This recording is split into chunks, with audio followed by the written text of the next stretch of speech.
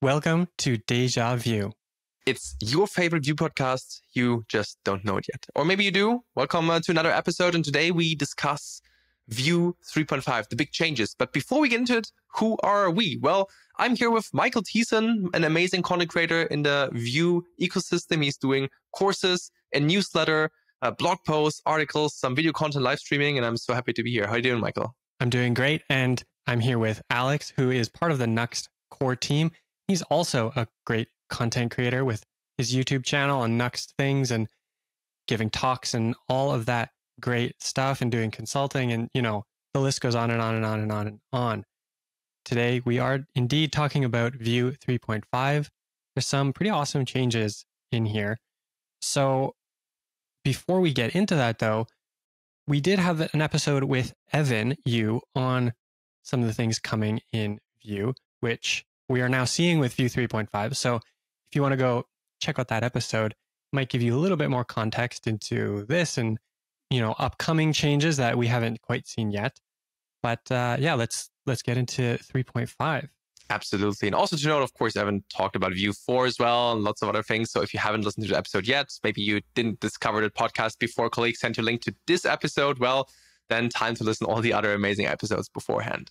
But yeah, as you said, Vue 3.5, another minor version, right? No breaking changes, of course, and a lot of improvements. And I think that the best thing to start with that applies to everyone out there, no matter if you use server-side rendering or not, if you use a meta framework, first of all, better reactivity system in terms of memory. Less memory being used now thanks to internal improvements. Nothing changes, nothing breaks because of that. So it's always great to see, well, low effort changes for the users that bring better performance out there. Yeah, and the blog post here says about 56% improvement on average, which is pretty significant. It's not just like a little bump here and there. That's a big deal. Yeah, and I mean, just think about like how mature Vue became over the years. And even then, there's still space for improvement. I remember with Vue 3.4, we already had some improvements here and there when it comes to certain scenarios in the reactivity system. And now we even go further with that. So it's really amazing to see that you can push it even a little bit harder and harder. Yeah, and faster arrays if you got deeply nested things. I'm not sure exactly what scenarios that might apply to, but 10 times faster in some cases, which is, you know, if you have a case that could benefit from that, that's probably, that's a big speed up.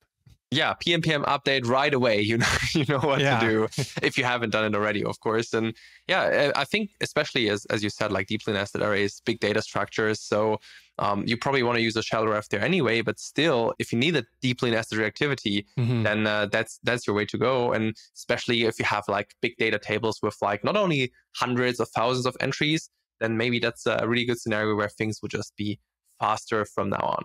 Yeah, you can't always use shallow ref. You sometimes do need that deep reactivity, and you can't get around with the, manual triggering and all of that. So, another great performance bump. It's interesting that we've seen in the last few minor releases that there continue to be performance improvements like across a lot of different areas here. And then, Evan's also been working on roll down. Almost said roll up, but yeah. Yeah, that's always a tricky one. Yeah.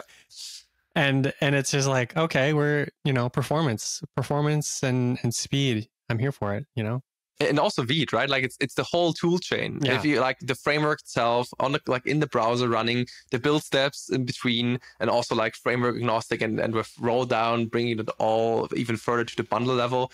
Yeah, there's amazing things to see. And I remember the tweet also linked in the show notes or description, of course, where it said like, oh yeah, I set Vue's build system all up with roll down now. It works like a 40x speed improvement just to build things. And yeah, that's crazy. Yeah, Evan doesn't seem to tweet a lot, but when he does, it's always like something like that where you're like, oh, wow. I guess that's what you've been up to. Yeah, exactly. So kudos to all the contributors, right? Besides Evan as well.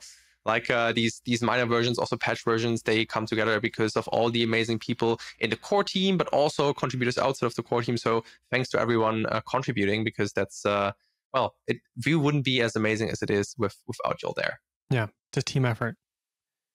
The next feature that we want to talk about is the reactive props destructure. So not a performance improvement, but certainly a developer experience improvement. So this is a common thing that people often run into, where they do your defined props, or however you're defining your props, and then trying to destructure that. And then all of a sudden things aren't working the way that you expected. And it's like this subtle little thing where props aren't reactive objects, like made with reactive, and they're not refs. And so it's like, how does the reactivity work? It's a kind of more subtle thing, but then destructuring it so far has broken that reactivity. And so now you can actually destructure, and with some compiler help, it will maintain that reactivity. So you don't have to worry about that, and you can destructure all day long. Exactly. And I mean, it works pretty similar to reactive. When you also destructure reactive, like an object defined with reactive, the reactivity is gone. Like think about, I don't know, the use route composable from your router. If you're also like, okay, I destructure things out of that, too bad, reactivity is gone. But yeah, as I said, the biggest foot gone is with props, because people might not be aware of that, might not have read the docs, or maybe they didn't enable the async rule. But yeah, Vue is a compiler-based framework, and that will help a lot here. So now that whole thing is basically replaced, saying, okay, instead of count somewhere, do props.count. It still comes with some limitations. So if you now want to watch a prop, you can't just watch, let's say you have a prop called name, then you can't just say watch and then name. You have to use a getter, so watch and then like an arrow function that just returns name, a bit like you did before with props.name in there. So there are a few things we have to be a bit careful about, but luckily that change first has been along as an RFC for a while. So it was tested, feedback was there. Some people might said like, okay, it might be a bit too magical, but the good part is it doesn't break anything, because if people assume that worked before, like, okay, reactivity is still there, then the code will magically work now. And if they knew before, okay, reactivity is not there, then, well, it's fine. They didn't rely on reactivity anyway. So a good change that only has positive impact, because it might fix some parts that people thought it would work, that were broken before, even though behaving correctly, and now they actually work.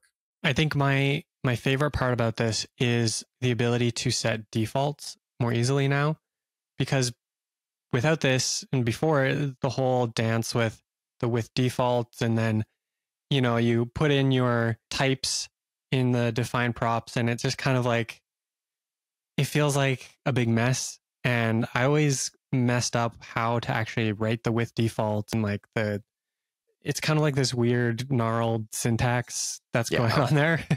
And I never really liked it. But now we can do with the destructuring, you can do, you know, inside that destructuring, you do the variable name equals your value, and then, you know, that sets the default value if that prop hasn't been set. And so that's a really nice improvement there. Yeah, I also think, as you said, like it feels a bit more natural now. You would, as you would do it in plain JavaScript, let's say, to be like, okay, my const then is structured name equals Michael, for example, as a test if there is no name set. I don't have to handle with the whole with defaults. The only thing I wonder about is how this will work out when there are more complex, like not primitive data types, but let's say you have an array as a default or an object. If you then still have to use with defaults and then like a function to set it, or if the compiler is clever enough to actually infer it. I probably think the first one, but something to test out for sure. Okay, Alex and Michael, from the future here, right back at you. Of course, we're taking a look, and Evan himself said that it's not necessary anymore to use a factory function for non-primitive objects, so you're good to go without one. And now let's continue where we've been before. But all in all, reactive props destructure, it has been, as we said, has been in RFC for a while, and people got a lot of feedback of like, okay, is it maybe too much magic because people might not expect it, or is it a good level? And well, eventually everybody trying it out, and most of the people settled down with that's a good thing to add. I'd like to get your opinion on the best practice around props and destructuring. So I know that in the past, I've seen some discussion around this, and some people prefer to keep everything on the props object so that when you access it, you're always accessing props dot whatever the prop name is, so then you know this came from a prop, it's a prop. Versus now, if you destructure, you just have these values floating around in your component, and you lose that context of if it's a prop or if it's just local to the component or like where this value came from. So I'd be curious to know what your thoughts are on that. Yeah, I see a big benefit in using props dot whatever, at least in the script setup part. In template part, I'm not a big fan of like the $props prefix or the just like props dot, because there, frankly, doesn't matter. But I see merit in that. What I commonly also tend to do if I need to do a lot with reactivity is just using toRef or toRefs, depending if I have multiple props, and also like they should be existing then. Or toRef if I also have an optional prop that I want to convert as a ref and then deal with that, or just create a computed property out of that. So I see that it could be a bit confusing, which is a bit of the general downside also of using reactive, of like, okay, you don't have a type indicating, hey, this is reactive. It's more like, okay, it's the same as before. You don't know necessarily difference. So I think using it sparingly and where it makes sense, especially for defaults, I think that's pretty good. But yeah, like I still see merit in having an actual props object and using that around. Yeah, I'm not sure I have a hard and fast opinion on this one yet. I think the defaults makes it a lot easier for me to suggest like using the destructuring, but yeah, certainly for like small components, the destructuring is fine because you probably only have props and not a lot else, but yeah. That's fair. I also think it comes down a lot of matter of preference and also the complexity, as you said. Like if it's a very simple component, then sure, I define my props, I set some defaults and I'm good. But the more I do with it, the more I want to like make it clear in the code that they are actually reactive and also read-only. That's another important thing. While, for example, computed or like a read-only ref might be a really good case. And coming from the reactive props structure, which also a lot of you maybe have used already because, as we mentioned, it was in a RC, it was behind an experimental flag. So maybe some of you have it already in there, can just remove that trigger because, well, the boolean flag's not needed anymore in 3.5. We come to something that maybe not all of you need, and this is a bigger category of SSR improvements, right? Server-side rendering, some of you use it. If you don't know what it is or why you need it, this is our very first episode where we talked about it. So also link to that in the show notes or description. But let's just say if you use nuxt.js, there is a fair chance you use server-side rendering unless you disabled it. And there have been quite a few things in 3.5 that, well, influence SSR at least. Michael, what's the big thing in there? So the first thing is lazy hydration. So now we can have with our async components, we can control when they get hydrated in their life cycle. So yeah, maybe you can speak a bit more about how that works and how perhaps maybe a certain meta framework will be using it. Yes, of course. Let's start with how it works. So the idea is hydration is quite complicated. I tried to write a blog post about how to fix hydration errors in a talk, and it's still a bit frustrating. What it means is that if you have content rendered on the server side through, for example, Vue SSR, Nuxt, whatever you use, and then Vue is initialized on the client side and is basically taking whatever came from the server side, so like the HTML there, and tries to make it reactive again, apply listeners, and make sure the thing that Vue expects is what has been rendered there. And if there's a mismatch, like, oh, there is an element that shouldn't be there, then there's a hydration error because Vue is expecting something different on the client that was rendered on the server. So easy examples are invalid HTML. If by accident you render, I don't know, an A tag and an A tag, which you obviously shouldn't do, that just doesn't work out in HTML. It's invalid. Then the browser will say, like, it's fine, I'll fix it for you. But Vue is not that easy on you because Vue takes it as expected. So there will be a mismatch there. Another thing is, of course, let's say you have authentication state and on the server, it's maybe always unauthenticated because you only check in the local storage. Then, on the server, you have always the, hey, I'm not authenticated, maybe a login button content. And on the client side, if you're authenticated, then the login button won't be rendered. And once again, there are some issues. Luckily, there are things how to resolve these hydration errors, but that's the gist idea of hydration. So and we'll also come to these errors in future improvements as well. 3.4 already brought really good error messages. We also talked about that beforehand, like really, really good things. But with lazy hydration, well, we want to avoid this, Vue takes a part of a component and makes it reactive, let's say. We want to defer that. We want to make it lazy. And you might wonder, okay, but why? We need Vue to have that component up and ready. The question is, when, right? Like, when do we need it? If you have something below the fold, let's say you have a big list of, let's say, products, right? E-commerce, and you want to render, 30 of these, and the first 10 are in your viewport, then maybe you want to make them reactive again, like trigger the hydration when you hover on them, or when the browser's idle and loaded the rest, and so on, and maybe the other one just on scroll. So there are really good cases because this hydration process is very CPU intensive. And that means, well, if you can delay it, defer it, make it lazy in some kind and control it yourself, then your performance will be better. Your LCP values will be better. Your total blocking time will be usually better depending on how you set it up.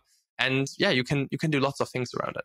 So the idea is that you have different triggers that you can, for example, as mentioned, say on hover, on scroll, on idle, to then say, okay, let's make that component reactive again. Let's make it work. Because before, if you click on a button, have a, console log, nothing will happen because the JavaScript code is it's not there. It's just fully static, just the HTML.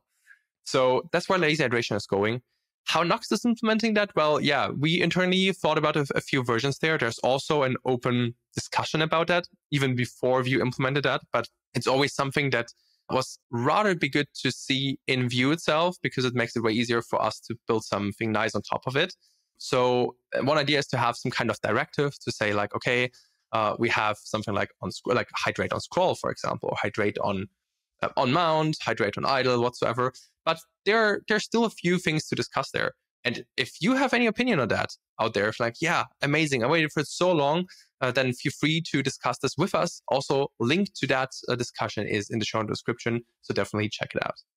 So how does this differ from how the lazy components, async components worked before this change? So before with async components, they're in a separate chunk, and we can have them load once the page is ready and everything else is loaded, or we can choose to load them.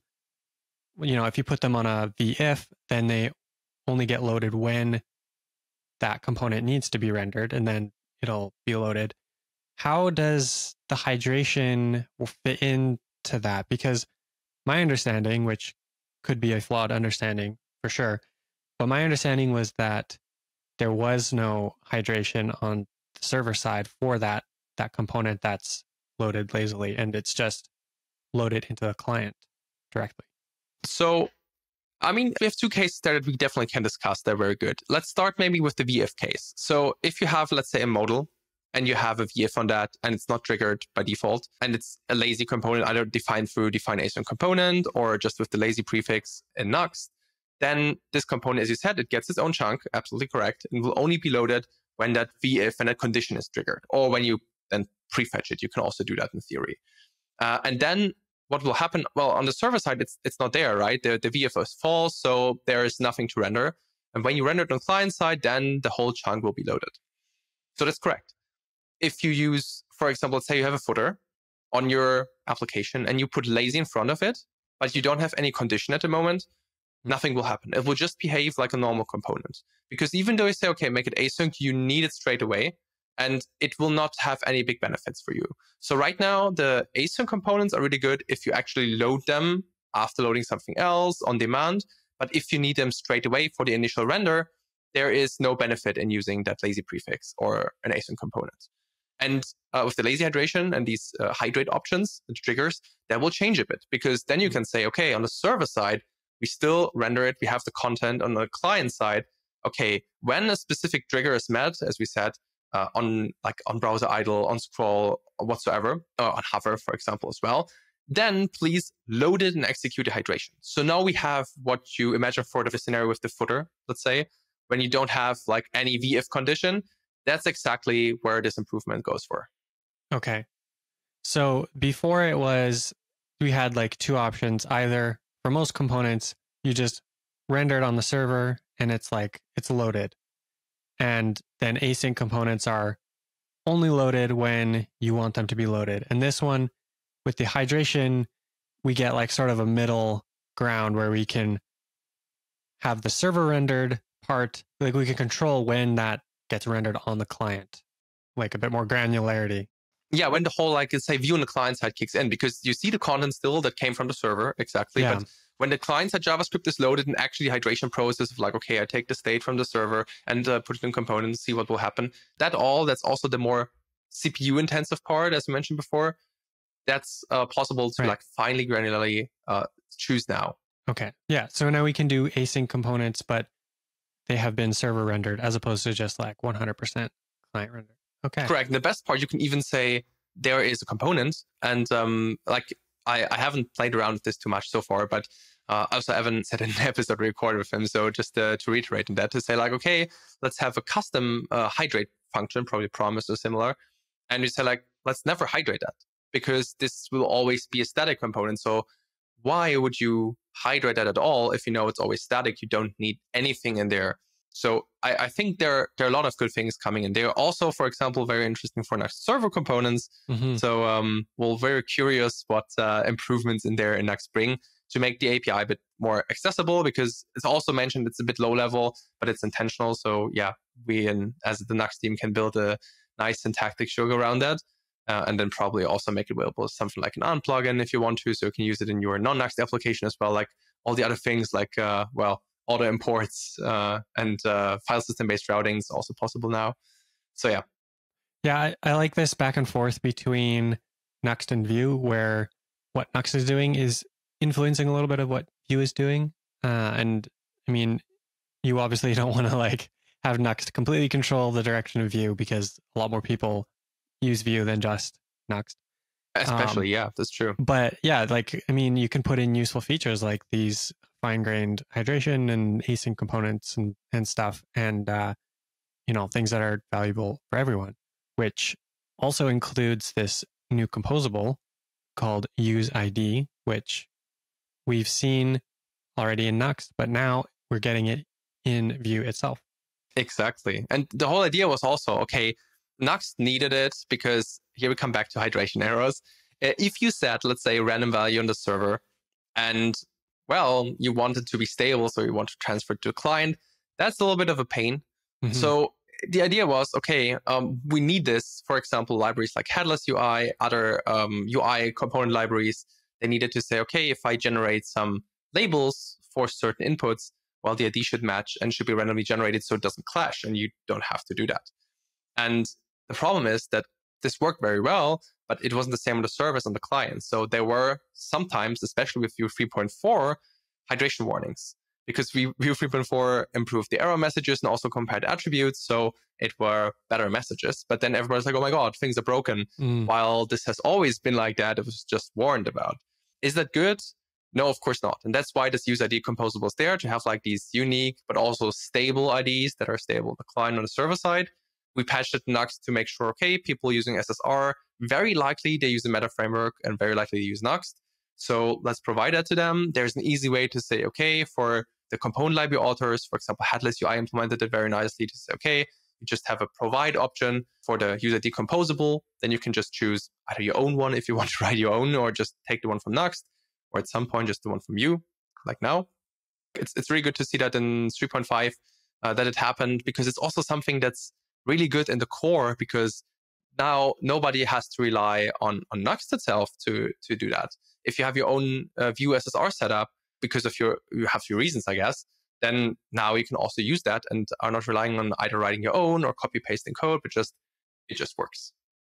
Yeah, it's a thing that basically everyone who's doing SSR will need, and you can write it yourself, but it's not the nicest thing to have to do, especially if so many people need it. It should be in the framework itself.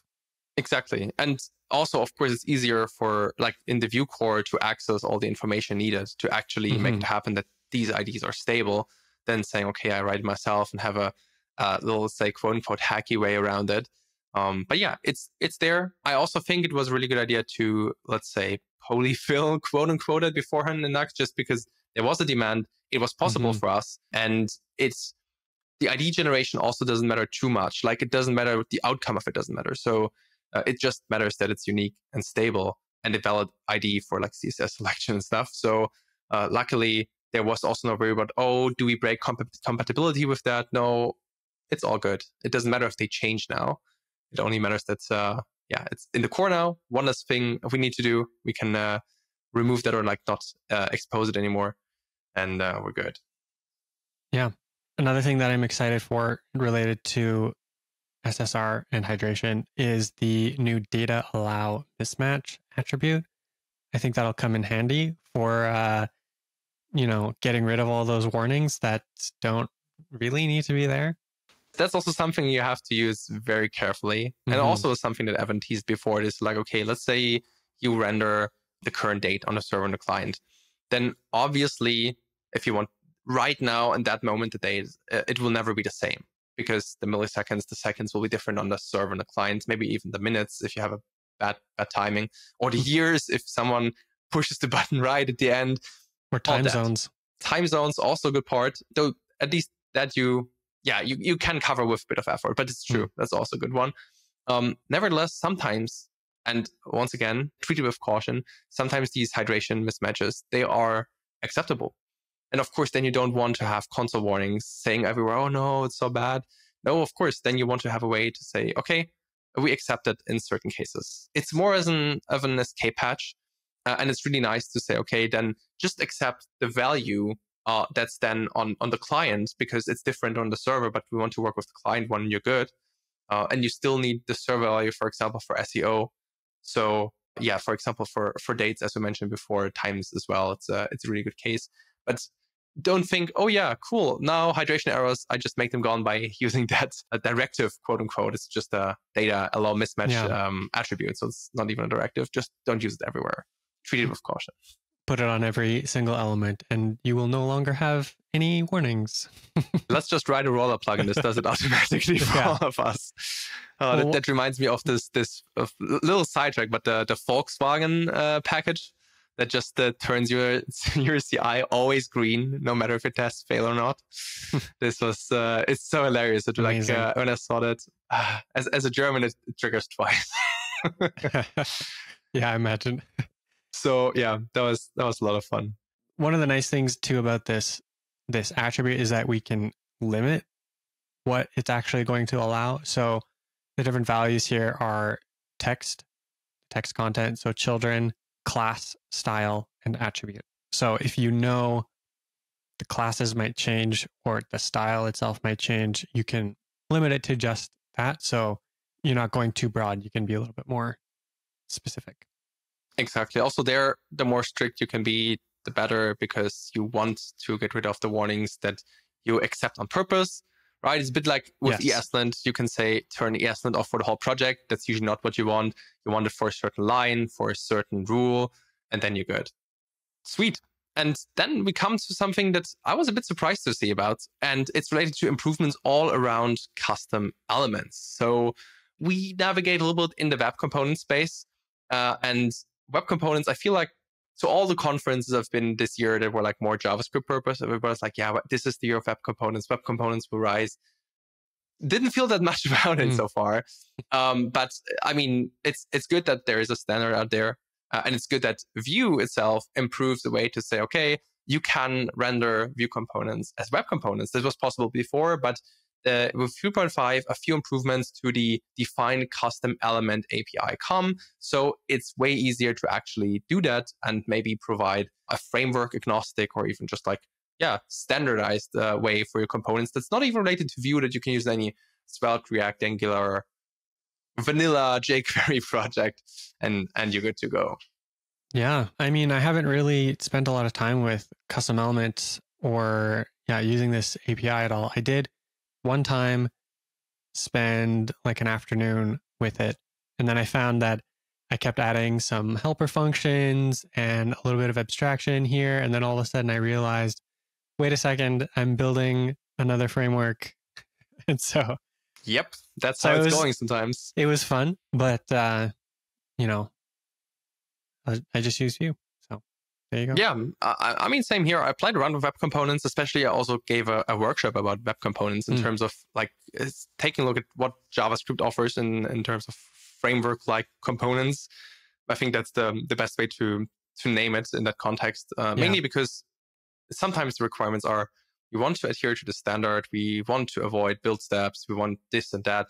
So just saying, hey, there is something you can use and that will probably not break in 10 years, very unlikely. Then I still think something like lit, which is a very thin layer on top of web components and solves issues like state management and templating, is a little bit more convenient than just the standard.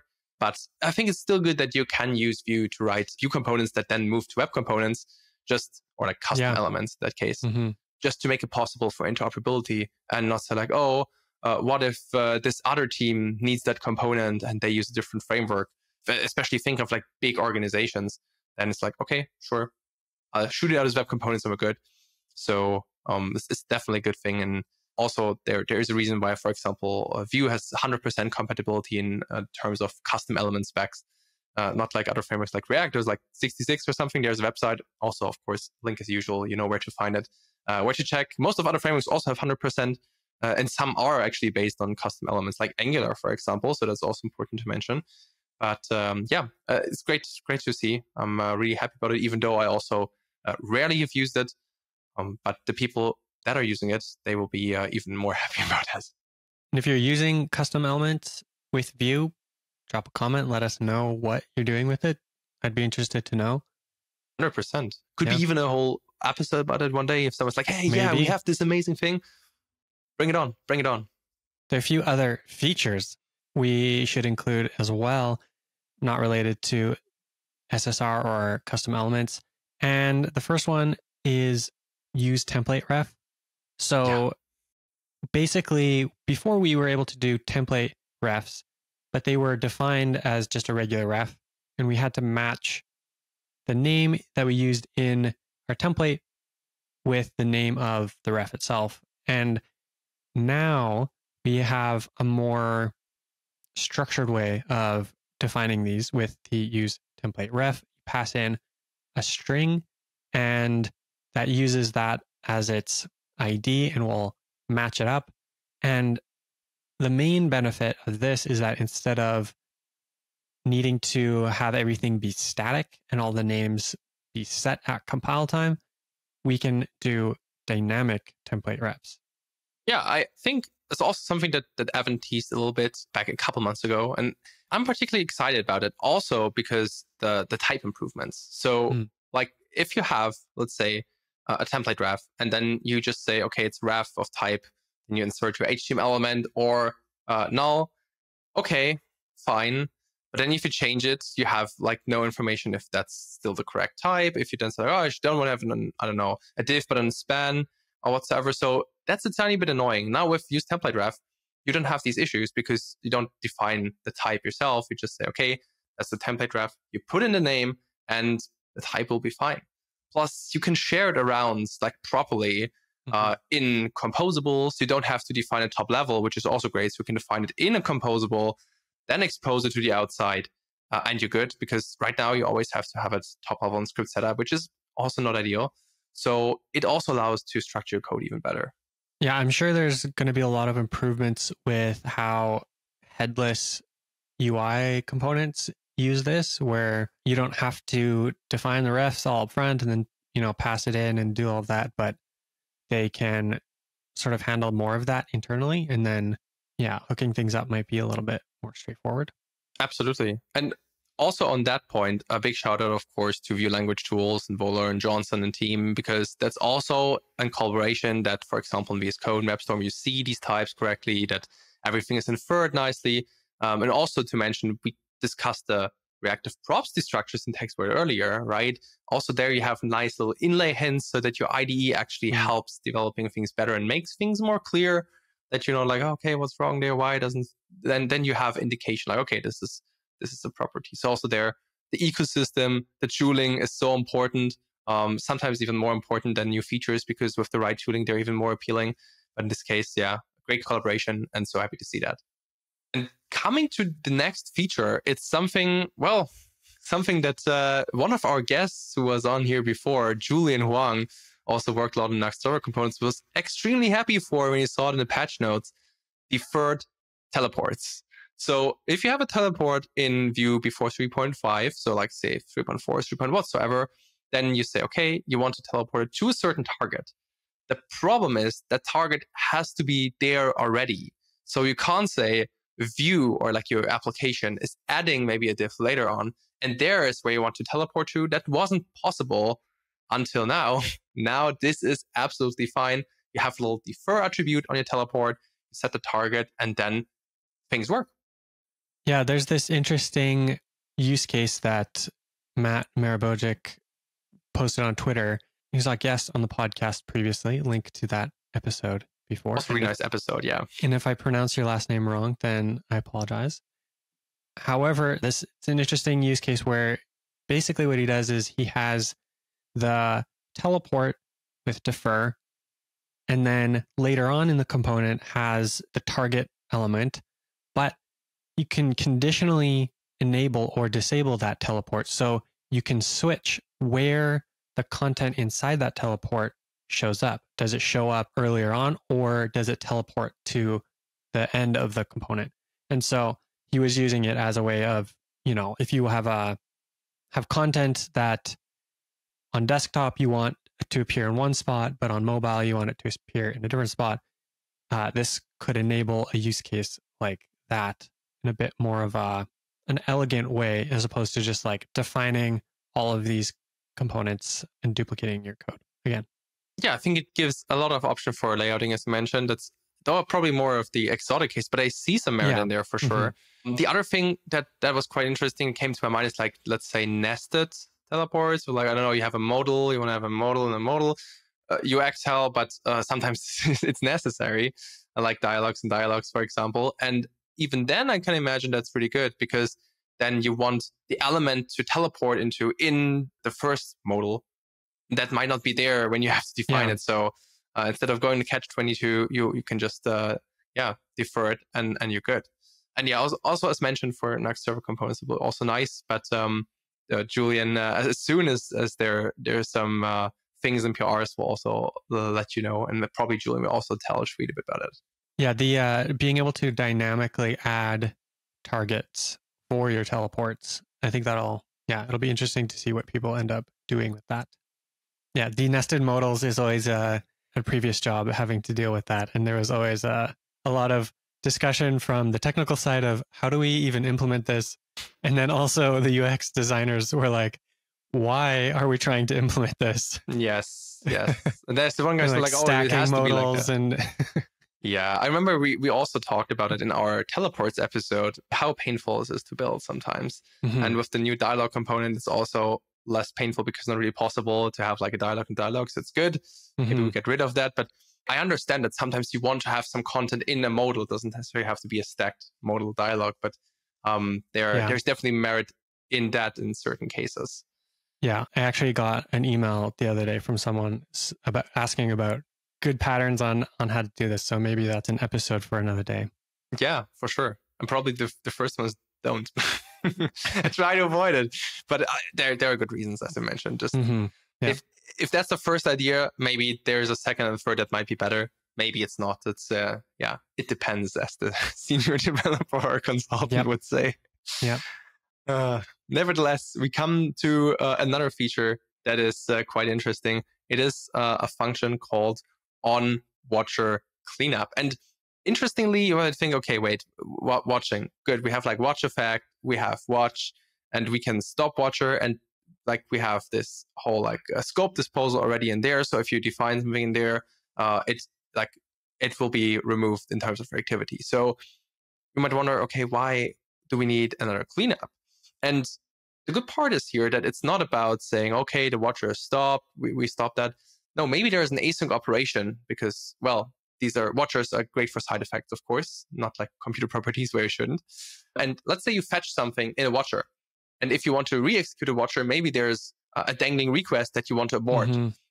So then you have this onWatcherCleanup and say, okay, beforehand you expose in that watcher like an abort controller, and you define this onWatcherCleanup in your watch function itself and then say, okay, please trigger that abort, and then you're fine. That can be for a lot of side effects. We're like, okay, the user has some new input. Stop what I'm doing. Let's do something else. Yeah, there are a lot of use cases for resetting the side effect in that way. So the example in the blog post is with a fetch. Your fetch is in mid-flight and the search parameters are now different. Well, then you don't need that previous search. So you might as well just cancel it, clean it up, trigger a new one. Yeah, all sorts of side effects need things like that where you don't want to just like leave them hanging around. Yes, and like as you said, there are tons of scenarios where it could be good. And also, this not only works for watch, but also for watch effect. In watch effect, it's just the function you can put straight in there as well, just an on cleanup, and you're good. Then this is the function that's passed in the first argument, so it doesn't come out of nowhere, let's say. So you have watch effect, then an arrow function, first argument on cleanup, and then you can call it with whatever logic you have in there. So yeah, if you ever wondered how to stop things when rerunning a watcher, that's your answer. Here you go. Could be also like, I don't know, a great scenario is now it comes to my mind, if you have a notification, for example, or like anything that's also modal with like a set timeout, and the timeout after it's gone, then well, it will be cleared, and then the modal should disappear. But if you trigger it again, well, then if you don't clean it up nicely, then it will disappear before the new content is there, or have like this weird scenario where it's like flashing. And that's also a good scenario where it's like, okay, if the watcher is rerunning, then you should do something with the timeout because like you want to set it to the new thingy. It's also worth mentioning the effect scope API, which is a bit more obscure, I think. But if you're writing composables, it could be useful. So you're basically able to wrap a bunch of different effects into one scope and then, you know, stop them all at once, clean them up all at once. And that gives you a bit more control in some cases. That's a good point, yeah. But as you mentioned, it's also quite advanced API. Though if someone's interested on an episode or video or a blog post on that, then also there, leave us a comment. If you never heard of it, also there, let us know. I haven't used that one myself yet, but yeah, it's one of those APIs that's nice to have when you need it. Absolutely. And as you said, I think very important for libraries like in Vue use, for example, I think it's a great idea to have that, because you sometimes want to batch certain effects, certain computers, certain side effects while watching in one scope. It's like, okay, let's get rid of them all together. So pretty good and important. So with that, those are all the features or the main ones for Vue 3.5. We will link to the actual blog post announcing it, as well as the release, where there will be all of the updates and fixes and changes for Vue 3.5. And also 3.5.3, 0.2.1, because of course there were some patch versions already to make sure that possible regressions are fixed. Luckily, thanks to ecosystem CI, everything is green. So like with a lot of confidence, these releases can come out. And also frameworks like, for example, Nuxt are tested against that. And also in Nuxt, with the latest version, you easily can have 3.5 already straight on, which means you can use the native useID composable and what more. So definitely, yeah, time to upgrade. It will make your memory consumption go down, which is great. New features, which is great. And lots of other great bug fixes, improvements, and so on. And I think that's that for this episode, Michael, right? Yeah, that's it. Lovely. Then, as mentioned before, check out all the earlier episodes with amazing guests. We have some link down here, but also, well, there are a bunch of. Check it out on your favorite platform. Can be on YouTube, Spotify, Apple Podcasts, your own podcatcher. And one day we also have a list of them on the website. That's still a big to-do, but still you can find them all together. So check them out and see you as usual in next week's episode, always on Thursdays. So yeah, see you then, and have a great day, week, time, wherever you are right now, and talk to you later. Stay tuned.